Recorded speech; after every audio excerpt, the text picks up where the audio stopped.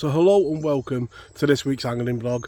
This week you join me back out on the bank and we're in search of silvers on the pole. So the last video that you did see on the channel was about 2 weeks before the rivers closed, where we had a really good session on the ribble for those chub and dace. I was really excited to get out on the last week of the season, but unfortunately managed to catch COVID during the last week or two, and it really has knocked me for six.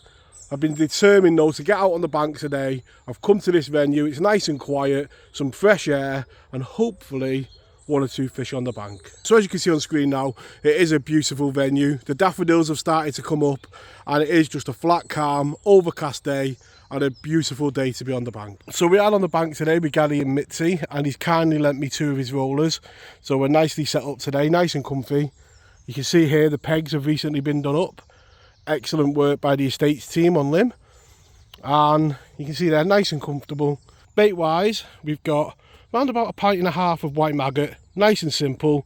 We've got some micro pellets, and then we've mixed the ground bait and I've riddled it, and that is a 50-50 mix of Hinders Supercharged and Bait Tech Pro Natural, because there is bream in the venue, so that is what we're going to be targeting today. So I've been a bit under the weather, so last night it was just a bit too much to make some hemp up, or I would have brought some hemp with me. But what a beautiful little venue. You've got a couple of ducks, and the sign of the times, they're very active, if you get what I mean. Looking at the swim, you can see there, fish has just topped. And it's round about there we're going to be targeting actually, right where that fish has just topped. One of the reasons why I've kept it all separate is just so you can control the mix. So just mixing a few micro pellets, not loads, just through the ground bait. And I'm going to start off by just feeding little nuggets like that and just fishing over the top. And if you look over there off that tree, Mr. Carp, he's definitely active. There you go. So he is about. I think Gary's going to be fishing to that tree, so I'm pretty sure him and Mitzi are going to get a couple of fish. So if you're a regular to the channel, you know exactly what I'm going to say now. There is definitely something dodgy going on, most definitely. I'll keep my eyes on the trees.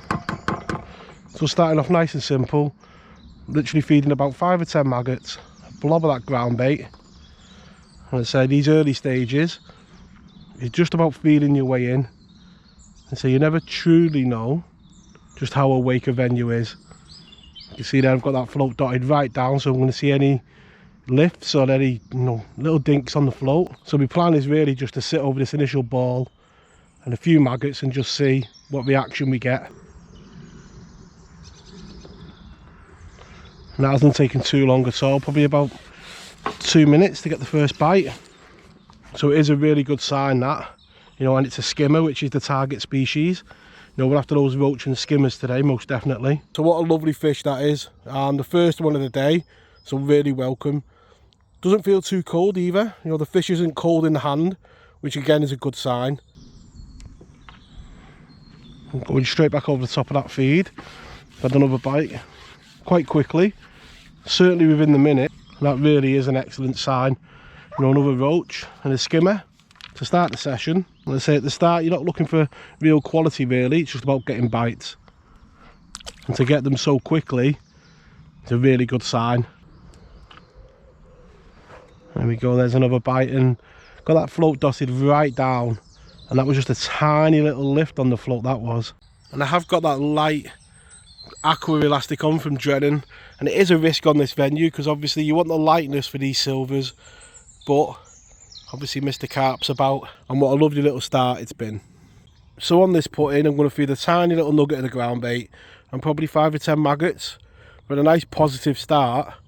Just going to feed a tiny little nugget like that, just feel my way in. Like I say, has been an excellent start, but it is very easy to get carried away. So just a tiny little nugget and a few maggots just begins to feel your way into the session a bit more. So very interesting that after feeding it's taken a lot longer for the next bite to come. Talking probably 5 minutes. Definitely not as positive as well as the bites we were getting, so yeah, maybe just feeding that ball of ground bait has just not been the right thing to do. What I'm going to do is I'm just going to go straight over the top. Just going to feed maggot this time and just introduce that maggot into the swim and just see if that gives us a different reaction. So just feeding maggot that time. That bite has definitely come a lot quicker. You see Mr. Carp there jumping, and that is the concern when it goes quiet and you're feeding a bit of pellet, is obviously that Mr. Carp has moved in, because it does kill the swim. And in these early stages it is about that fine balance of working out the swim. So over the last week I've definitely spent a lot of time sat under an electric blanket shivering, and you just can't beat the warmth of the sun on your back, getting a few bites on the bank.